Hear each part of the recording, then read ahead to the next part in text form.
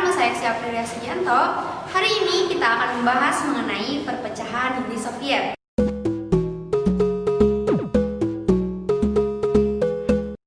Perpecahan Uni Soviet ini dimulai pada masa pemerintahan Mikhail Gorbachev.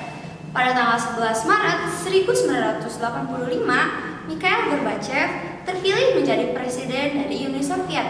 Pada masa pemerintahannya, Gorbachev menerapkan 4 kebijakan. Kebijakan-kebijakan tersebut disebut dengan kebijakan De Glass-Perez.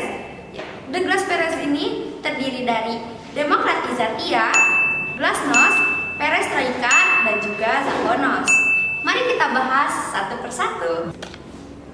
Yang pertama ada kebijakan demokratizatia atau demokratisasi. Maksud dari demokratisasi ini adalah terbukanya sebuah paham berdemokrasi di negara Uni Soviet. Seperti yang teman-teman ketahui bahwa Uni Soviet merupakan negara dengan pengaruh paham komunis yang sangat kental, sehingga rakyatnya sudah biasa dengan kebijakan-kebijakan yang bersifat sentral.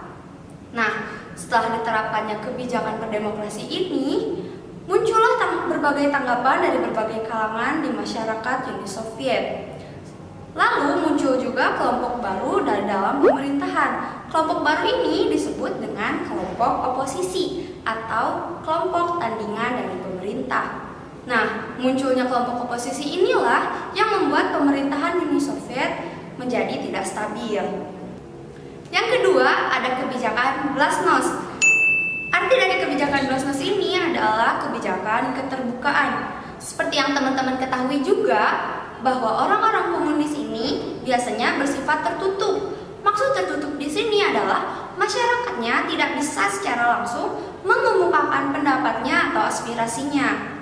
Nah, setelah diterapkannya kebijakan keterbukaan ini, masyarakat mulai berpikir terbuka dan menerima ideologi-ideologi baru. Contohnya adalah ideologi nasionalisme. Nah, kebijakan ini diterapkan juga tanpa adanya pengawasan dari pihak khusus atau agen rahasia, sehingga hal-hal ini menjadi polemik yang besar di negara Uni Soviet. Yang ketiga ada kebijakan perestroika, artinya kebijakan rekonstruksi ekonomi atau kebijakan pembangunan ulang dalam bidang ekonomi. Fungsi dari pembangunan ulang ekonomi ini adalah untuk memperbaiki keadaan ekonomi Uni Soviet yang sedang mengalami kemunduran. Pada masa perpecahan Uni Soviet, ekonomi Uni Soviet ini telah mengalami yang pertama adalah defisit, yang kedua adalah mundurnya atau berkurangnya produksi bahan pangan, dan yang ketiga adalah terjadinya korupsi oleh pejabat-pejabat pemerintahan. Yang keempat, ada kebijakan zakonost atau kebijakan peradilan yang terbuka. Seperti yang kita ketahui tadi bahwa komunis merupakan orang-orang yang bersifat tertutup, maka di sini Gorbachev menerapkan kebijakan agar orang-orang komunis dapat mendapatkan peradilan yang terbuka dan adil. Maka di sini sistem peradilan Uni Soviet mengalami perubahan menjadi sistem pandangan baru. Nah, dari keempat kebijakan inilah yang membuat Uni Soviet mendapatkan masalah-masalah baru yang membuat pemerintahan Uni Soviet menjadi tidak stabil. Nah, pada tanggal 19 Agustus 1991 muncullah aksi dari tokoh konservatif yakni Gennady Andreyev yang mengemukakan bahwa beliau tidak setuju dengan kebijakan yang diterapkan oleh Gorbachev di Uni Soviet. Hingga kemudian ia masuk kepada kelompok oposisi dari pemerintah. Hal inilah yang membuat politik di negara Uni Soviet yang semakin melemah. Puncaknya adalah ketika terjadi kudeta. Nah, kudeta ini dilakukan untuk mengambil alih posisi Gorbachev sebagai pemimpin dari Uni Soviet. Namun, kudeta ini berhasil digagalkan oleh mantan KGB atau Badan Intelijen Negara Uni Soviet, yakni Boris Yeltsin. Beliau berhasil menggagalkan kudeta tersebut.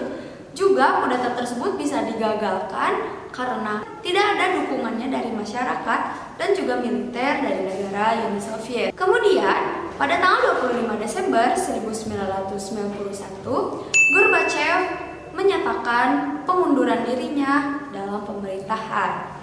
Oleh karena itu, pecahlah beberapa negara atau beberapa wilayah di Uni Soviet yang memutuskan untuk melepaskan diri dari negara Uni Soviet.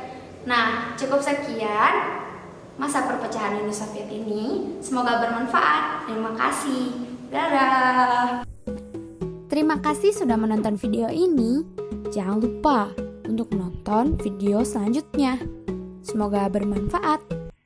Bye-bye. Terima kasih. Dadah.